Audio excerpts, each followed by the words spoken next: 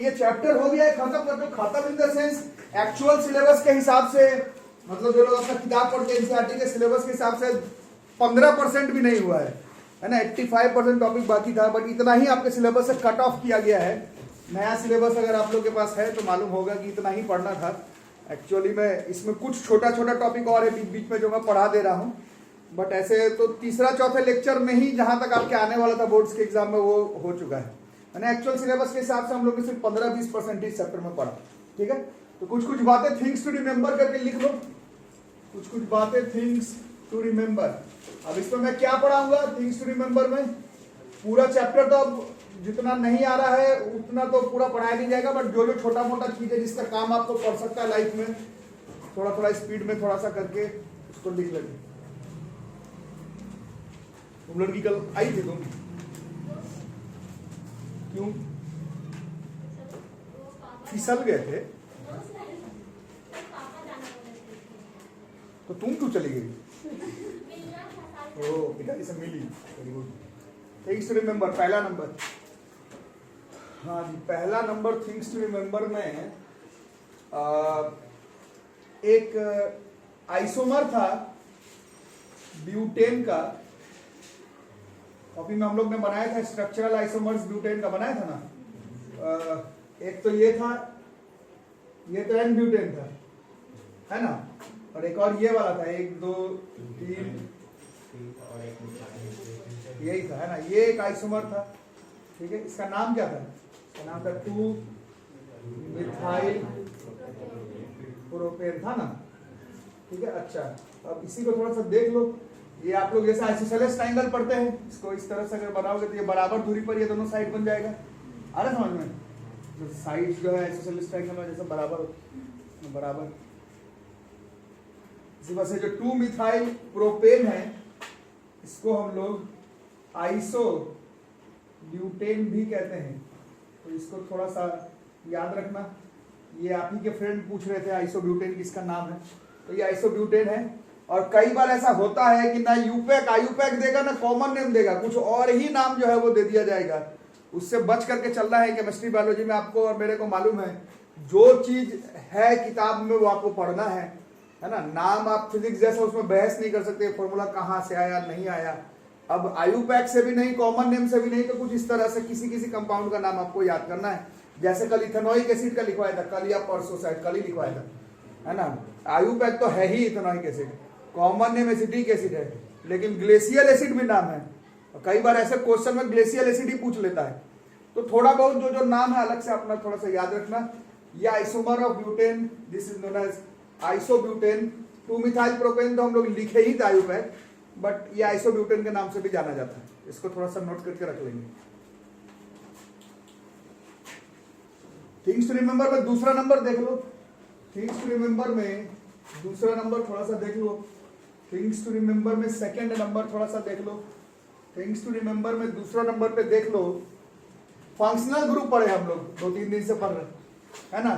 क्या क्या था? RX था, ROH था, RCHO था, और था RCOOR- था, और RC डबल बॉन्ड OH था। ठीक है, जो लोग रेगुलर क्लास किए उन लोगों को मैं बार बार बताया ये कोई खास 5 फंक्शनल ग्रुप नहीं है, एकदम randomly water functional group and right it's example में ये 5 फंक्शनल ग्रुप आपकी किताब में दिया हुआ। ऐसा नहीं कि बस यही 5 है, एकदम रैंडमली ये 5 दिया हुआ, है ना। तो बोलोगे ये तो पढ़ा दिया, इसमें थिंग्स टू रिमेंबर में क्या बताऊंगा? थिंग्स टू रिमेंबर में ये बताऊंगा ये पूरा क्या बना हेलो अल्केन, ये पूरा क्या बना अल्कोहल, ये पूरा क्या बना अल्डिहाइड, ये पूरा क्या बना कीटोन, ये पूरा क्या बना कार्बोक्सिलिक एसिड। लेकिन ये जो तुम जोड़े हो केवल X, इसमें केवल जोड़े हो OH, इसमें R के साथ ये जो जोड़े हो CHO, यहाँ R के साथ ये वाला C डबल बॉन्ड OR जोड़े हो, यहाँ पर R के साथ C डबल बॉन्ड OH जोड़े हो। ठीक है, ये पूरा तो फंक्शनल ग्रुप बन गया। जिसको जोड़े हो उसको हम लोग कहते हैं hetero atoms. These are known as hetero atoms. पूरा फंक्शनल ग्रुप है, अल्काइल है। जिसको जोड़े हो, जोड़े जिसको बना तो फंक्शनल ग्रुप हो, जिसको जोड़े हो उसको हम लोग हेटेरो एटम, जहां एक से ज्यादा हेटेरो एटम्स कहते हैं। ठीक है, इसको नोट कर लो। तो थिंग्स टू रिमेंबर में तीसरा नंबर जो कि लगातार लिख ही रहे हम लोग एग्जाम में, लगातार 3-4 दिन से ये वर्ड आ ही रहा है। दिस इज होमोलोगस सीरीज, ये लगातार ये वर्ड लिख चुके हैं। तो एक बार डिफाइन भी कर ले, क्या होगा होमोलोगस सीरीज क्या है? ये एक सीरीज है, कौन फॉर्म करता है? कंपाउंड्स फॉर्म करता है। कैसा कंपाउंड्स? Carbon compound. तो ठीक है, और बताओ उन सारे कंपाउंड्स का केमिकल प्रॉपर्टी जो है वो similar, same word chemistry biology में कभी नहीं, सिमिलर होगा। और जो सक्सेसिव कंपाउंड है वो पीछे वाले कंपाउंड से कितने से डिफर करता है? 1 कार्बन से और 2 हाइड्रोजन से। फिजिकल प्रॉपर्टी एक जैसा होता है, बट क्योंकि 1 कार्बन और 2 हाइड्रोजन बढ़ रहा है तो मॉलिक्यूलर मास 14 बढ़ते जा रहा है। तो इसका मतलब है कि बॉइलिंग पॉइंट, मेल्टिंग पॉइंट में तो चेंजेस होगा, क्योंकि बढ़ रहा है 1 कार्बन 2 हाइड्रोजन। एक जैसा ही है, पैटर्न पर है, बट कंपाउंड ही बड़ा होते जा रहा है, तो ऑब्वियस बात है कि बॉइलिंग पॉइंट, मेल्टिंग पॉइंट अलग होगा। तो नहीं, उस तरह से नहीं है, मैथ्स नहीं पढ़ रहे। फिजिकल प्रॉपर्टी एक्चुअली में डिग्रेड होगा, मतलब चेंजेस होगा।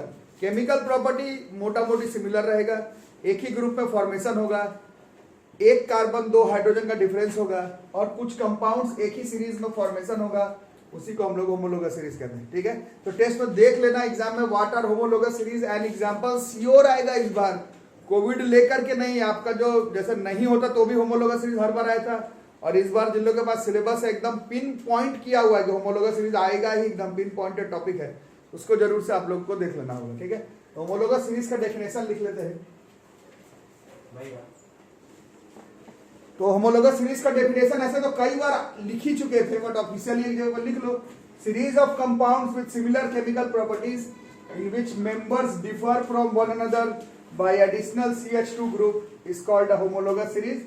केमिकल प्रॉपर्टी सिमिलर होगा। केमिकल प्रॉपर्टीज का मतलब बच्चे पूछ रहे हैं, आप लोग मेटल नॉन मेटल पढ़े, एसिड बेस सॉल्ट पढ़े, पहला chapter chemical reactions and equations पढ़े। केमिकल प्रॉपर्टीज का मतलब क्या होता है? केमिकल प्रॉपर्टीज का मतलब होता है किसके साथ, कैसे कंपाउंड के साथ वो रिएक्ट कर सकता है। तो वो आपके सिलेबस में नहीं है, बट ये आपको मालूम होना चाहिए। फंक्शनल ग्रुप में मौजूद जितने भी कंपाउंड्स हैं वो सिमिलर केमिकल प्रॉपर्टीज, मतलब ऊपर वाला अगर किसी के साथ केमिकली रिएक्ट कर रहा है तो नीचे वाला भी मोस्ट प्रोबेबली करेगा chemically react. Similar chemical properties का मतलब ये। ठीक है, बाकी फिजिकल प्रॉपर्टीज सेम नहीं रहेगा। Physical properties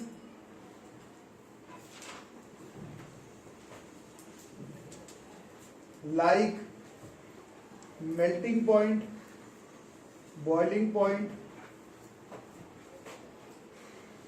changes, varies, change करेगा, वेरी करेगा due to additional CH2 group के वजह से। तो 1 कार्बन 2 हाइड्रोजन होने के वजह से नहीं भी तो कम से कम 14 का मास बढ़ रहा है, और एक बार मास बढ़ा तो density, volume, melting point, boiling point, ये सब जो है वो फिजिकल प्रॉपर्टी जो है वो चेंज करेगा। केमिकल प्रॉपर्टी सिमिलर रहेगा। एग्जाम में आएगा तो हमने बहुत डिटेल्स में होमोलोगस सीरीज पढ़ा है, एग्जाम में देख लेना किसका होमोलोगस सीरीज लिखने के लिए बोल रहा है। ऐसे बस ऐसे अभी एग्जाम्पल के लिए, फॉर एग्जाम्पल मीथेन, इथेन, तीसरा पे कौन था? Propane, butane, pentane, hexane, heptane, octane, nonane, nonane and decane. ये सब क्या है? These are homologous series of, किसका है? अल्केन का है। वैसे क्लास जो लोग रेगुलर किए, आपसे होमोलोगस सीरीज अल्कीन का पूछा जा सकता है, अल्काइन का पूछा जा सकता है, अल्कोहल का पूछा जा सकता है, अल्डिहाइड का पूछा जा सकता है, कीटोन का पूछा जा सकता है, कार्बोक्सिलिक एसिड ग्रुप का पूछा जा सकता है। तो उसको लिखना, मैंने बोर्ड पर जो एग्जांपल लिखा है यार, एग्जांपल्स ऑफ अल्केन्स है। 1 कार्बन का 2 हाइड्रोजन का डिफरेंस होगा, केमिकल प्रॉपर्टी एक जैसा लगभग सिमिलर होगा, फिजिकल प्रॉपर्टी डिग्रेड करेगा, नीचे की तरफ आएंगे तब, और एक ही ग्रुप में फॉलो अप होगा, एक ही जैसा केमिकल प्रॉपर्टी शो करेगा। ठीक है, हाँ। तो कल कुछ बच्चे पूछ रहे थे कि और कौन कौन सा फंक्शनल ग्रुप है, तो ऐसे तो बहुत सारा है, सारा तो वैसे में भी आपको 10th में बताने वाला वैसे में भी नहीं था, सीनियर क्लासेस में पढ़ना है। बट एक आपका सिलेबस कट जाने के वजह से एक छूट गया रेस से, नहीं तो वो बहुत फेमस केमिकल कंपाउंड था, कुछ लोग खुद ही से बता रहे हैं। आज तक बोर्ड्स का एग्जाम ऐसा हुआ नहीं जिसमें अभी जो मैं कंपाउंड के बारे में लिखवाऊंगा उसके बारे में पूछा नहीं गया था। इस बार मोस्ट प्रोबेबली नहीं पूछा जाएगा, आपका कटे हुए सिलेबस पे पोर्शन में नहीं है। बट अभी थिंग्स टू रिमेंबर में सब जो कटा हुआ सिलेबस में छोटी छोटी बातें हैं जो सबको थोड़ा, आपको थोड़ा, मेरे को जानना है, वो सब मैं शॉर्टकट में लिखवाऊंगा। ठीक है, तो चौथे नंबर पे थिंग्स टू रिमेंबर में हम लोगों को ये जानना था कि दो कंपाउंड आपने पढ़ा, एक था इथेनॉल, यही था ना, और एक था इथेनोइक एसिड। ओहो साफ साफ,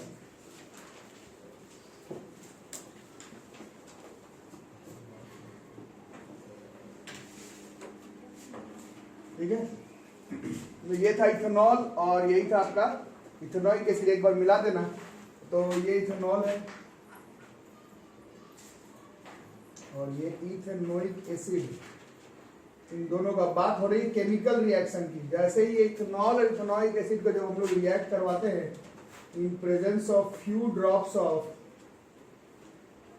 डाइल्यूट H2SO4 या HCl से भी हो जाएगा। तो एक टेस्ट ट्यूब लेना है, उसमें रखना है इथेनॉल और इथेनोइक एसिड को मिक्स कर देना है और उसके ऊपर से ड्रॉप बाय ड्रॉप क्या गिराना है हम लोगों को, सल्फ्यूरिक एसिड या HCl जो भी डालोगे, तो तुमको उसी समय पर उस टेस्ट ट्यूब में से एक स्वीट स्मेल जो है वो आप सूंघ सकते हैं, जो आपके 95%, आजकल थोड़ा साइंस आगे निकल गया है, हम लोग जब पढ़ते थे तब 95% सिखाया जाता था, अब थोड़ा केमिस्ट्री आगे बढ़ गया है। बट जो जितना भी आप परफ्यूम जानते हैं, जितना भी परफ्यूम, डिओड्रेंट्स, अच्छा स्मेल आने वाला जो सुगंध जिस वजह से आप सूंघते हैं उसको परफ्यूम में, डिओड्रेंट में, पहले 95% था, अभी शायद कम हो गया क्योंकि अब नए नए तरह के कंपाउंड का फॉर्मेशन हो रहा है। उन सब में एक खास तरह का कंपाउंड बोलना है तो कंपाउंड बोल लो, या फिर एक खास तरह का फंक्शनल ग्रुप मौजूद रहता था, उसी को हम लोग कहते हैं this is known as ester. इस केस में ये ईस्टर ऐसा बनता CH3COO C2H5।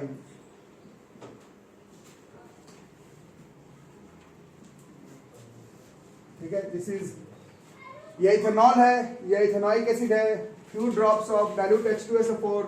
जैसे ही हम लोग मिलाएंगे तो यहाँ पर एक स्वीट स्मेलिंग सब्सटेंस जिसका इस्तेमाल परफ्यूम, डिओड्रेंट में होता है, अभी भी होता है, स्वीट स्मेलिंग सब्सटेंस का फॉर्मेशन होता है। वो जो फंक्शनल ग्रुप है, वो फंक्शनल ग्रुप को कहते हैं हम लोग ईस्टर। याद रहेगा? तो अभी आप लोग पढ़े जैसे एक फंक्शनल ग्रुप था अल्कोहल, तो अल्कोहल में तो 10 कंपाउंड है, 10 क्या हजारों कंपाउंड है। कार्बोक्सिलिक एसिड पढ़े तो उसमें तो लाखों कंपाउंड है ना। उसी तरह से इस कंपाउंड का नाम ईस्टर नहीं है, ईस्टर पूरा एक फंक्शनल ग्रुप है, इसमें कई तरह का अलग अलग कंपाउंड होता है।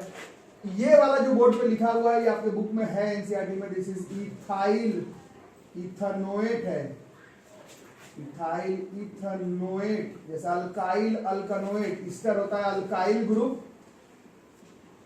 ये अल्काइल है, आर के साथ ही जुड़ता था ना, ROH RCHO, इसमें आर के साथ ये जुड़ता है COO और R एक, ठीक है। दिस इज अल्काइल अल्कनोएट और एक स्वीट स्मेलिंग सब्सटेंस का फॉर्मेशन होता है ईस्टर, और इसी रिएक्शन को हम लोग कहते हैं ईस्टरिफिकेशन रिएक्शन। आज तक बोर्ड का एग्जाम ऐसा हुआ नहीं जिसमें कि ये रिएक्शन नहीं पूछा गया था। दिस इज ईस्टरिफिकेशन रिएक्शन, ठीक है, इसको नोट कर लो, एक्टिविटी में लिखेगा। अच्छा बच्चे देख रहे थे, अगर few drops of dilute H2SO4 नहीं होगा, कॉन्सेंट्रेटेड H2SO4 होगा। जो लोग खुद से पढ़ते हैं, एक बार एक्टिविटी नंबर कौन सा है 4.8 एक बार घर पर जरूर पढ़ लेना। आपका इस बार एग्जाम में नहीं आ रहा है इसलिए मैं थोड़ा ऊपर ऊपर से पढ़ा रहा हूँ। स्टेरिफिकेशन घर पर जो लोग साइंस अच्छा पढ़ते हैं एक बार पढ़ जरूर लेना, ठीक है। और आप बता रहे लोग कि एक्सपेरिमेंट में दिखाया जा रहा है नीचे से गर्म करने के लिए भी, तो वो अगर रिएक्शन जल्दी नहीं हुआ तो नीचे से गर्म भी करते हैं, जल्दी से वो स्वीट स्मेलिंग सब्सटेंस जो है वो सूंघ पाना जितने जल्दी हो जाए इसलिए नीचे से उसको गर्म भी करते हैं, ठीक है। तो ये इस बार तो नहीं आएगा एग्जाम में, बट जो लोग अच्छे हैं साइंस के स्टूडेंट आगे साइंस पढ़ेंगे, इस स्टेरिफिकेशन को अपने किताब से देख जरूर लीजिएगा, ठीक है।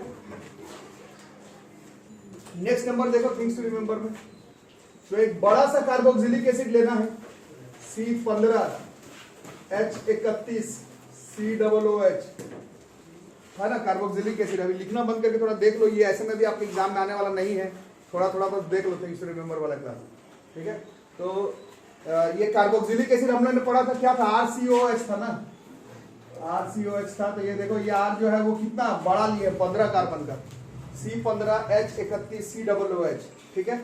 और इसको रिएक्शन देंगे हम लोग एक स्ट्रॉन्ग बेस के साथ। किसके साथ रिएक्शन देना है, स्ट्रॉन्ग बेस। एसिड बेस तो पढ़े हैं, एसिड है, बेस है, acid base and salt chapter पढ़े हैं। क्या बनेगा इसमें, सॉल्ट। और सॉल्ट पढ़ाया गया कैसे बनता है, C15H31, C डबल बॉन्ड ऐसे निगेटिव, और इसका N ऐसे ही बनता था ना सॉल्ट। और क्या निकल जाएगा इस रिएक्शन में से, एक इसका H, ऐसे OH और ये H, यही ना। यहाँ पर क्या बन जाएगा, H2O, ठीक है। तो ये हमने पढ़ा था, ये एक एसिड है, ये बेस है, ये सॉल्ट है, और ये वाटर है। अच्छा, और एसिड बेस एंड सॉल्ट में पढ़े थे, ये बिल्कुल वीक एसिड है ना, सिर्फ एसिटिक एसिड ही वीक एसिड है। ये तो और 15 कार्बन का बना के एसिड बना, it's a very weak acid, this is a very weak acid. और ये कैसा बेस है, जो लोग एसिड बेस एंड सॉल्ट नहीं पढ़े तो मेरे वीडियो से या फिर किताब से पढ़ लो, नहीं तो क्या करोगे, जैसे कुछ भी नहीं आ रहा, अगर आप बोल देंगे नवंबर में हमको कुछ नहीं आता है तो आखिर लिखोगे क्या एग्जाम में।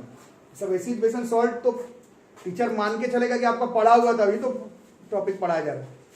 तो एसिड है, बेस है, सॉल्ट है। तो वीक एसिड है, स्ट्रॉन्ग बेस है, तो सॉल्ट वो भी कैसा सॉल्ट बनता था, बेसिक सॉल्ट बनता था, ये हमने पढ़ा था। सॉल्ट तो है बट ये कैसा सॉल्ट है, बेसिक सॉल्ट है। ये जो बेसिक सॉल्ट है, ये जो बेसिक सॉल्ट है, यही है हमारा सोप, कपड़ा धोने वाला जो सोप है, कपड़ा धोने वाला, नहाने वाला नहीं, कपड़ा धोने वाला जो सोप है, यही सोप है। ऐसा ही स्ट्रक्चर सोप का होता है। ऐसे ही रिएक्शन को हम लोग सैपोनिफिकेशन, सोप बनाने का प्रोसेस है, ऐसे ही रिएक्शन को हम लोग सैपोनिफिकेशन रिएक्शन करते हैं। क्या करना है, एक वीक एसिड लेना है, स्ट्रॉन्ग बेस के साथ रिएक्ट करना है, और एक long chain of carboxylic acid वाला वीक एसिड लेना है, एक स्ट्रॉन्ग बेस के साथ रिएक्शन करवाएंगे। ये जो फॉर्मेशन हो रहा है, यही हमारा मोलिकुलर स्ट्रक्चर है, किसका, कपड़ा धोने वाले साबुन का, जैसे सोप, ठीक है। ये सोप से डिटर्जेंट आप लोगों में से बहुत लोगों को मालूम होगा कि बहुत इंपॉर्टेंट टॉपिक था इस चैप्टर का, क्लास 10 साइंस का शायद सबसे इंपॉर्टेंट टॉपिक था सोप से डिटर्जेंट्स। आपका हटा दिया है इस बार, तो आएगा मोस्ट प्रोबेबली नहीं, बट थोड़ा थोड़ा थिंग्स रिमेंबर में भी लिख करके रख लेंगे, ठीक है। ये जो है दिस इज सोप। ये 17 वाले से भी करते हैं, C17H35 COOH NaOH, क्या बन जाएगा, C17H35 CO negative Na plus H2O। ये भी जो है वो एक स्ट्रक्चर है, मॉलिक्यूल है, किसका, सोप का, कपड़ा धोने वाले सोप का है, दिस इज सोप, ठीक है। तो इसको नोट कर लो। तो ये जो एसिड है, it is a long chain, क्या है ये, long chain of carboxylic acid होना ही चाहिए, नहीं तो ये सोप का फॉर्मेशन नहीं हो पाएगा, ठीक है। जैसे इसका नाम पैल्मिटिक एसिड है, पाम ऑयल वगैरह से निकाला जाता है इसको, पैल्मिटिक एसिड। तो अभी सोप का नाम पूछ रहे थे, तो इसका नाम जैसे आप लोग देख लोगे किताब में, जैसे ये होता है, इसमें भी पढ़े थे पहले चैप्टर में, इसे सोडियम एसीटेट था ना पहले चैप्टर में, ये जो है वो है सोडियम पैल्मिटेट। इसी तरह से ये जो एसिड है, लॉन्ग चेन कार्बोक्सिलिक एसिड होना चाहिए, ये 17 प्लस 1 18 कार्बन का है, ये होता है स्टीयरिक, स्टर वाला नहीं है, स्टीयरिक है, स्टीयरिक।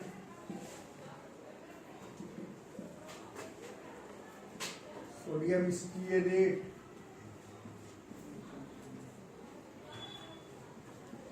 जल्दी से लिखो।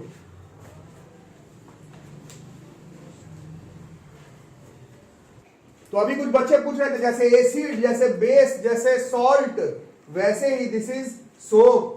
ये सोप का स्ट्रक्चर है, सोप का मॉलिक्यूल है, ठीक है। तो सोप का क्या क्या होना चाहिए, बेसिक है, सॉल्ट है, बेसिक प्रॉपर्टी शो करेगा।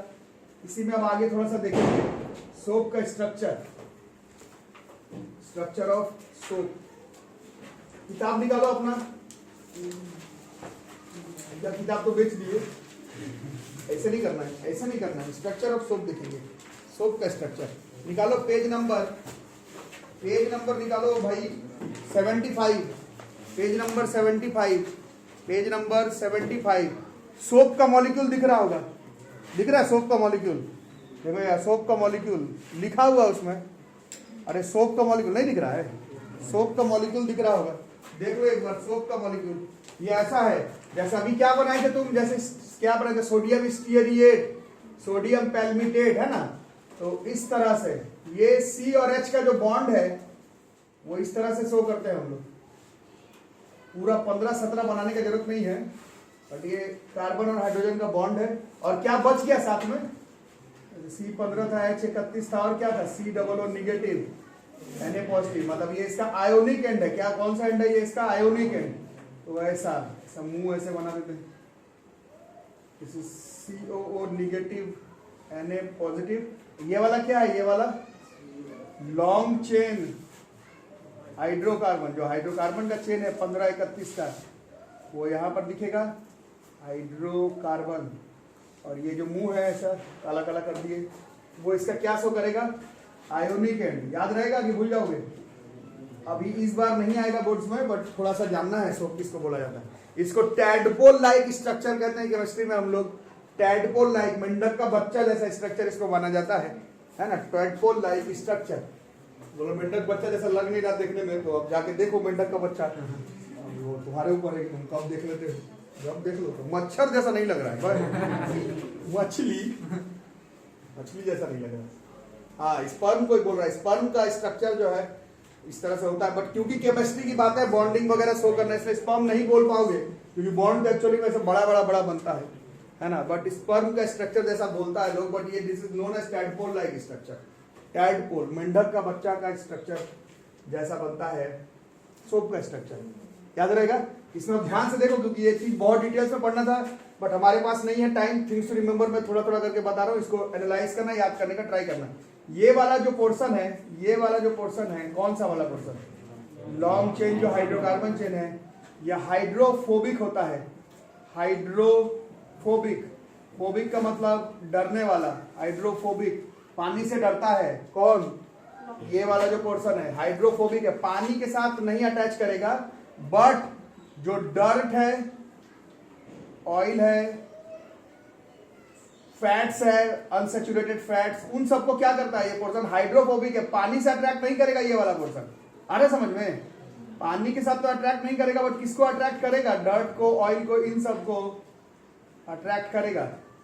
ठीक है। और ये वाला जो पोर्शन है, ये वाला कौन सा वाला पोर्शन, आयोनिक है, ये हम लोग पहले भी पढ़े, ये हाइड्रोफिलिक होता है, पानी से प्यार करने वाला। ये पानी के साथ ही क्या करता है, ये हाइड्रोफिलिक एंड है। ये पानी के साथ क्या करता है, ये जो पानी के साथ है, वाटर के साथ ये अट्रैक्ट करता है। कुछ आ रहा समझ में कि बाउंस कर रहा है, क्योंकि ये सब एक एक दिन पढ़ाना रहता था हर साल, एक दिन से ज्यादा लग जाता था। एक दिन सिर्फ सोप का स्ट्रक्चर, एक दिन उसका क्लीनिंग एक्शन, बट उतना टाइम नहीं है, तो इस रिमेंबर में मैं स्पीड में दिखा रहा हूँ, तो थोड़ा थोड़ा इसको देख लेना हूँ। ठीक है, ये समझ में आ रहा है। तो अब और देखो, किताब में देखो, किताब में देखो, किताब में देखो, किताब में देखो, टॉपिक दिखेगा मिसेल, MICELLE दिख रहा है ना। तो ये क्या था, ये क्या था, ये क्या था, ये क्या था, क्या था ये सोप का, बोलो, एक मॉलिक्यूल है। और 9th क्लास में आप लोग मोल कंसेप्ट पढ़े हैं, एक मोल भी लेते हो, एक मोल तो इतना सा हुआ, उसमें भी 6.022 गुना 10 का पावर 23 मॉलिक्यूल होता है। ये तो एक मॉलिक्यूल है, 1 मॉलिक्यूल ऑफ सोप है ये, 1 मॉलिक्यूल है ना। बट ऐसा एक मॉलिक्यूल थोड़ी होगा, ढेर सारा मॉलिक्यूल। देखो किताब में देखो, किताब में देखो, किताब में देखो, मिसेल टॉपिक दिख रहा होगा, मिसेल टॉपिक दिख रहा होगा, दिख रहा है क्या, है ना। तो देखो इस तरह से, जैसे ही ये कपड़ा धोने वाला साबुन का स्ट्रक्चर है ना। आप लोग अगर कपड़ा धोए हैं, या फिर मम्मी या पापा भी शायद हो सकता है धोते हो, पता नहीं, हो सकता है, मेरे को क्या पता, या तुम लोग अमीर भी हो सकता है, दुकान धुलवाते हो, ऐसा भी हो सकता है। तो उसको देखोगे, कभी धोए हो तो उसका आइडिया होगा किस तरह से। थोड़ा सा किताब को भी देखोगे, ये पोर्शन है ऐसा, ये ऐसा नहीं है, मतलब एक्चुअली में हाइड्रोकार्बन है। आ रहा समझ में ना, ये ऐसा ऐसे ऐसे रैंडम नहीं है, ये हाइड्रोकार्बन है।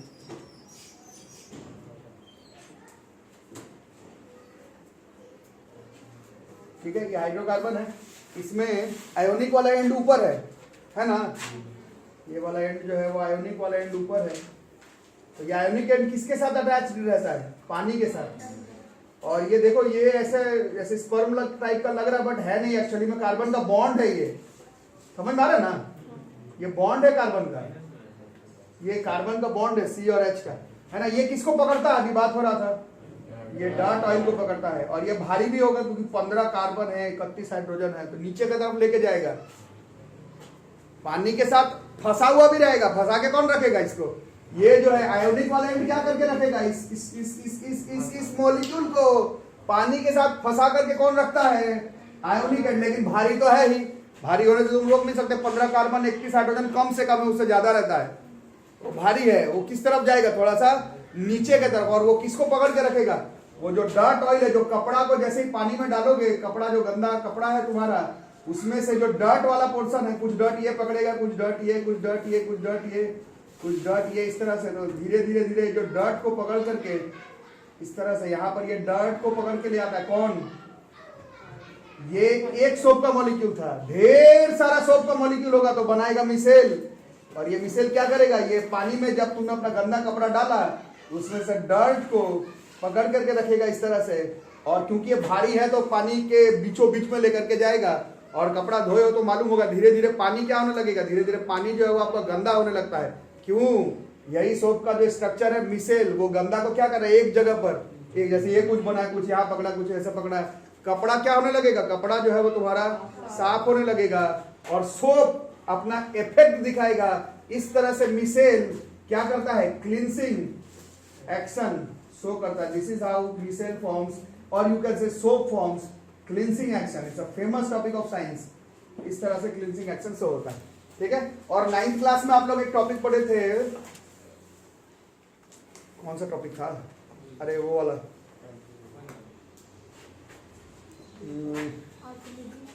आर्किमिडीज प्रिंसिपल नहीं, उतना तो नहीं, फिजिक्स थोड़ी पढ़ा, अरे यार।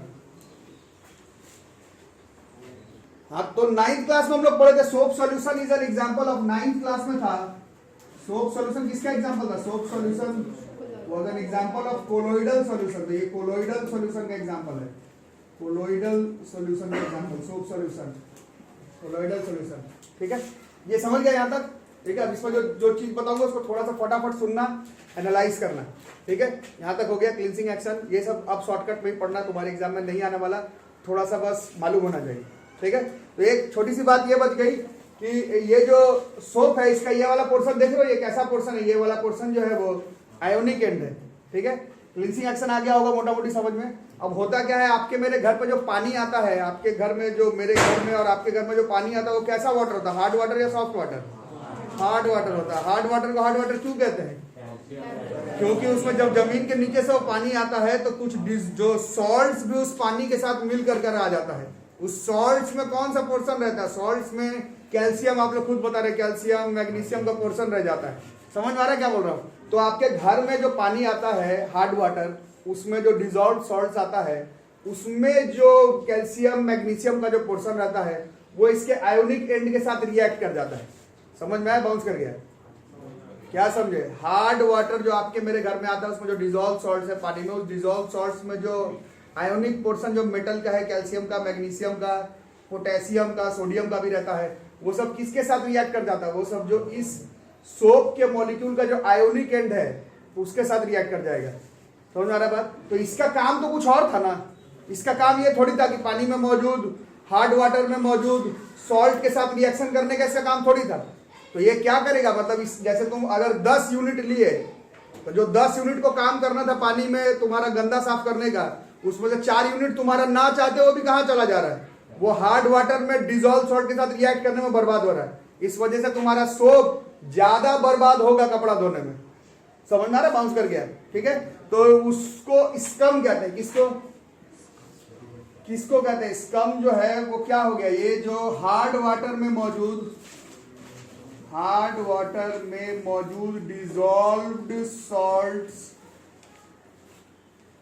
में मौजूद कैल्शियम के ions, calcium magnesium sodium potassium के आयंस किसके साथ रिएक्ट कर जाते हैं, रिएक्ट्स विथ किसके साथ, आयोनिक एंड ऑफ किसका, सोप के मॉलिक्यूल के साथ, एंड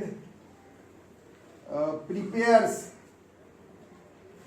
ये चीज कम, ये डिजायरेबल थोड़ी अनडिजायरेबल, इसका कोई काम नहीं है साइंस में, अनडिजायरेबल है, अनवांटेड है, दो तरफा नुकसानदायक है। एक तो जहां पर ये बनेगा फिर तुम्हारे पानी से, वो तुम्हारे नाली से होते हुए जिधर जाएगा उधर भी ये पॉल्यूशन ही कॉज करवाएगा, मतलब ये वाटर पॉल्यूशन कॉज करवाता है, ठीक है, कोई काम का नहीं तुम्हारे मेरे। दूसरा, पैसा का भी बर्बादी, जो 10 यूनिट में जो कपड़ा साफ होना था उसमें 4 यूनिट तो झूठ मूठ का स्कम फॉर्मेशन में चला गया, समझ आ रहा है। तो इससे बचने के लिए हम लोग क्या करते हैं, आप लोग भी आज के डेट में, आप लोग भी यंग, आप लोग को मालूम है आज के डेट में कपड़ा धोने का साबुन से ज्यादा किसका इस्तेमाल होता है, डिटर्जेंट का इस्तेमाल होता है। तो जो एक्चुअली में जो डिटर्जेंट्स होते हैं, डिटर्जेंट्स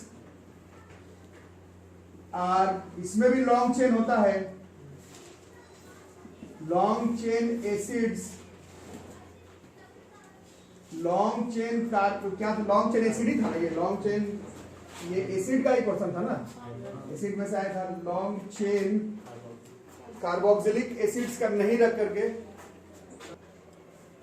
तो आप लोग अपने किताब में मिला लेंगे। तो डिटर्जेंट्स जो है वो हम लोग सोडियम सॉल्ट्स बनाते तो है बट सल्फोनिक एसिड्स का बनाते हैं, या फिर सबसे ज्यादा चला हुआ ये एमोनियम सॉल्ट्स का बनाते हैं। एमोनियम का सॉल्ट रखो किसके साथ, क्लोराइड और ब्रोमाइड आयंस के साथ। ये जो क्लोराइड आयंस है, ब्रोमाइड आयंस है, सल्फोनिक एसिड के साथ सोडियम सॉल्ट है, इनका जो चार्ज एंड्स है, इसके पास भी चार्ज एंड है बट एक इसके साथ रिएक्ट नहीं करता है, ये हार्ड वाटर में मौजूद डिसॉल्व्ड आयंस के साथ रिएक्ट नहीं करता है या मिनिमम करता है, जिसके वजह से स्कम फॉर्मेशन क्या होगा, कम, जिसके वजह से क्या होगा, ये सोप के कंपैरिजन में ज्यादा क्लींसिंग एक्शन शो करता है। ठीक है, ये समझ में आ गया। आपके किताब में एक क्वेश्चन दिया हुआ है कि आपके पास क्वेश्चन है, हाँ, पानी तुम्हारा हार्ड है, हार्ड वाटर, उसको तुम डिटर्जेंट से चेक करके बता सकते हो कि वो वाटर हार्ड है कि नहीं, सोच करके बताना। क्वेश्चन को एक बार समझ लो। क्वेश्चन कह रहा है तुम्हारे पास हार्ड वाटर है, डिटर्जेंट के साथ क्या तुम बता सकते हो कि वो वाटर हार्ड है या नहीं है? नहीं बता सकते, क्यों? क्योंकि बिल्कुल सॉफ्ट वाटर के साथ होता तो भी वो बढ़िया क्लींसिंग एक्शन शो करता है, स्कम का फॉर्मेशन नहीं करता। और हार्ड वाटर के साथ है तो भी डिटर्जेंट जो है वो बहुत ही आसानी से बिना स्कम का फॉर्मेशन करके क्लींसिंग एक्शन शो कर देगा। तो अगर तुम्हारे पास सिर्फ हार्ड वाटर है और वो डिटर्जेंट से बताना है कि वो वाटर हार्ड है कि नहीं, वो तुम नहीं बता सकते। किससे बता सकते हो? सोप से बहुत आसानी से बता सकते हो। सोप के साथ क्या होगा, हार्ड वाटर होगा तो स्कम बनाएगा, और अगर हार्ड वाटर नहीं है तो क्या करेगा, वो स्कम का फॉर्मेशन नहीं करेगा। तो आप हार्ड वाटर है या नहीं वो तुम डिटर्जेंट के मदद से चेक नहीं कर सकते। बट ये तो एक बनावटी क्वेश्चन था, एक्चुअली में इसके ऊपर डिस्कशन नहीं है, डिस्कशन था सोप्स एंड डिटर्जेंट्स के बारे में। ठीक है, तो ये फेमस कंपाउंड है। आप लोग इस चैप्टर में जो लोग आगे साइंस ऑप्ट करने वाले हैं, सारा चीज जो एनसीईआरटी बुक में जितना है सब पढ़ो। और सिर्फ बोर्ड्स का जो लोग तैयारी कर रहे हैं तो बोर्ड्स का एक बार सिलेबस देख लेना। बोर्ड्स का सिलेबस होमोलोगस सीरीज है, इस चैप्टर में important topic. Versatile nature of carbon इस चैप्टर का इंपॉर्टेंट टॉपिक है। कोवेलेंट बॉन्ड बनाना CO2 H2O का, जो आप लोग बना रहे थे पहले दिन CH4 का, वो इंपॉर्टेंट टॉपिक। इसी रेंज में इस चैप्टर से क्वेश्चन पूछा जाएगा। बाकी चीजें आप लोग किताब से पढ़िए, जो चीज नहीं समझ में आए मेरे से अलग से पूछ लीजिए, वीडियो में नहीं रहेगा क्योंकि इस बार आपके बोर्ड्स के एग्जाम में वो नहीं आने वाला। ठीक है, तो मिलते हैं अगले क्लास में, तब तक के लिए थैंक यू।